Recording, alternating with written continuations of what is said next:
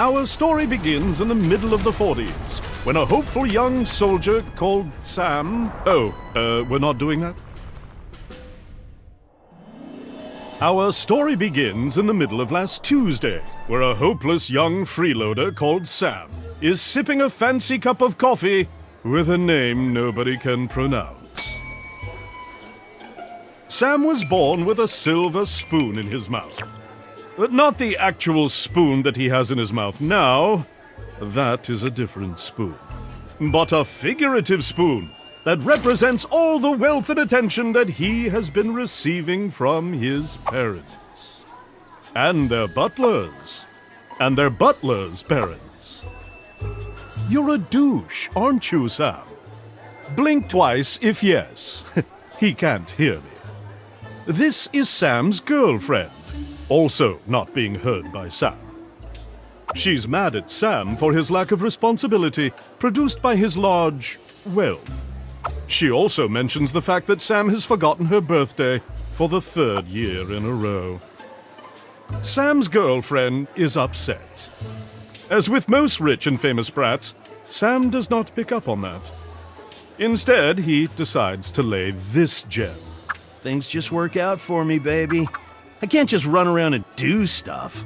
I'd end up with a limp spine or something. Sam's girlfriend does something she should have done a long time ago.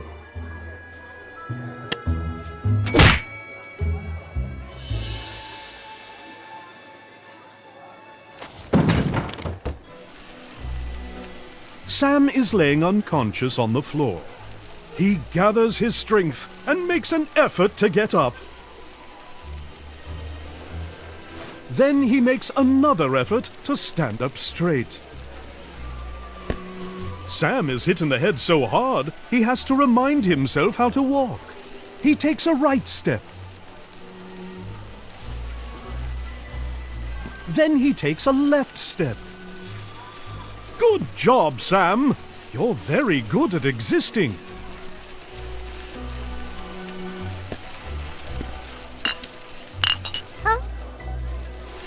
How dare you startle my child? An overprotective mother hurls a cup of coffee in Sam's face.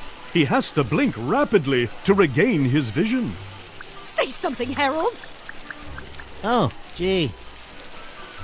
How is our son going to become a respected politician if he can't fend for himself? I thought he was gonna become an actor. Oh, what's the difference?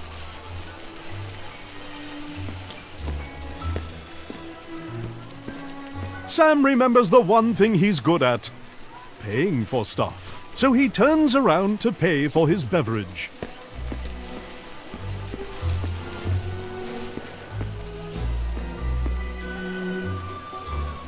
Sam pays the guy 500 euros, barely covering the coffee. Thanks for the tip, douchebag. Sam decides to hurl another 500 at the guy. Not such a douchebag after all. Sam is hurling stacks of 500s left and right. He has no perception of money. Sam is about to spend his whole weekly allowance on tipping a barista named Tony. He really was hit hard in the head. Holy feces! I'll just start my own coffee shop! Once again, Sam makes someone quit their job by tipping them too much. So long, suckers!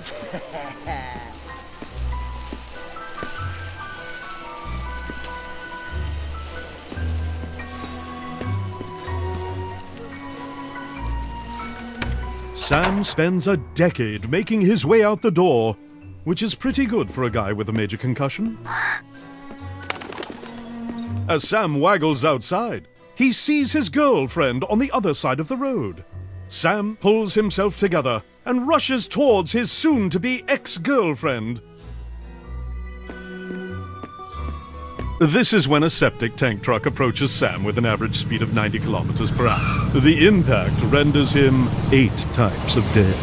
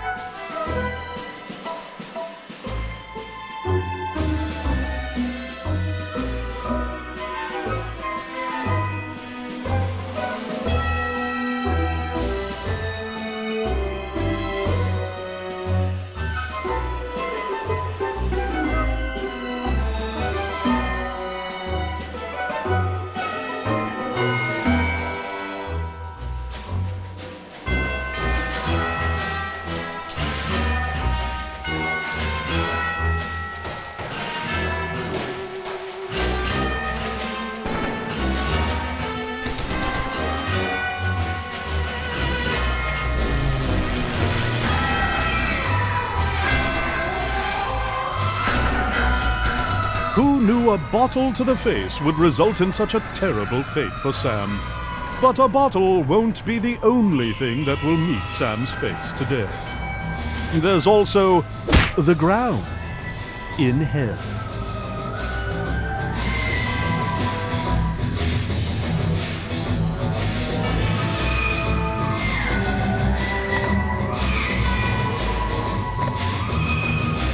Sam does not like being dead a single bit. He also hates the eerie feeling of not having any cash on him. Then, he finds 7 glowing notes in his pocket. That makes him feel reasonably better. He checks out that horrible sound he's hearing. Not the horrible sound of the screaming souls around him. The other horribly irritating sound.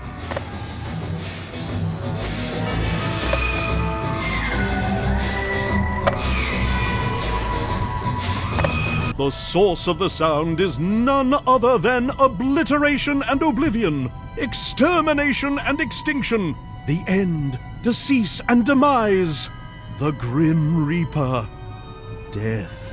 He's trying to do a kickflip on a skateboard and is dressed like a douchebag for some reason.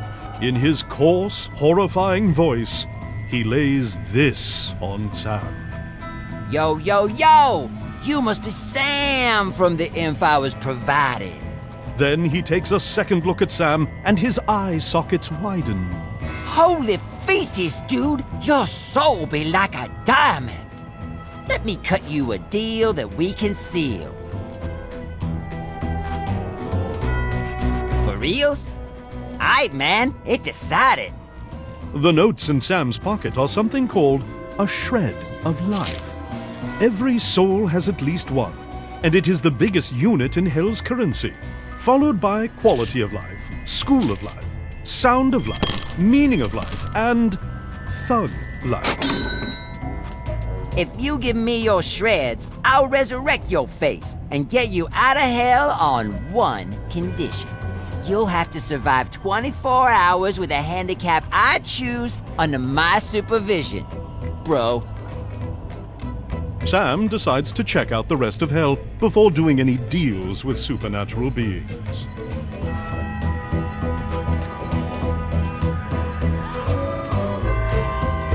Why, hello there, dear sir.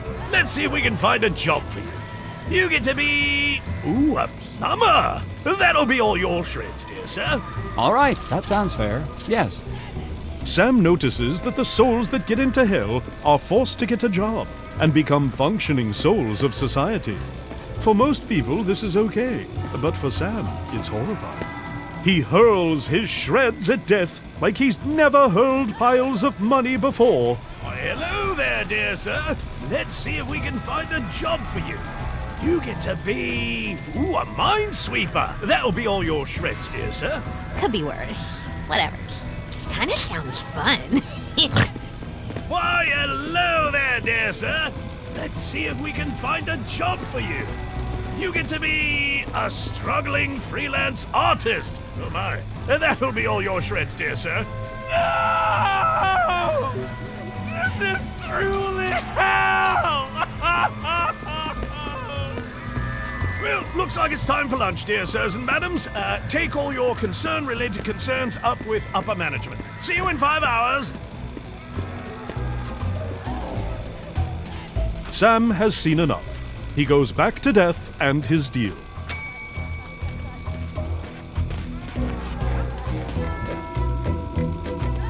He keeps the last shred for the next time he meets the gatekeeper of Hell. Whenever that's going to be. Aight, bro. I only get to do these deals annually. But if you really want to live in biz, you have to do it manually. Also, I will stop speaking in rhymes now.